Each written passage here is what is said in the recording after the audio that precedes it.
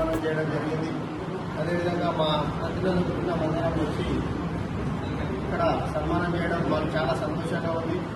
మీరు కూడా రానున్న రోజుల్లో క్షత్రియ సమాజమే కాకుండా ఆర్మూర్ పట్టణానికి అన్ని రకాలుగా సేవలు అందిస్తూ అటువంటి ఫౌండేషన్ కూడా సపోర్ట్గా ఉంటూ మమ్మల్ని కూడా ఉత్సాహపరుస్తూ ఏదైనా చిన్న సమస్య ఉంటే మా దృష్టికి తీసుకొస్తే మా శాతనైనంత మటుకు మేము మన అందరం కలిసి అయ్యప్ప ప్రతినిధులం అయ్యప్ప ఫౌండేషన్ ప్రతినిధుల బృందం అందరం కలిసి దాన్ని నెరవేర్చడానికి మేము ముందు వరుసలో ఉంటామని తెలియజేస్తూ మరొకసారి క్షత్రియ సమాజ సభ్యులందరికీ అధ్యక్ష కార్యదర్శులకు అయ్యప్ప ఫౌండేషన్ నుంచి ధన్యవాదాలు తెలియజేస్తూ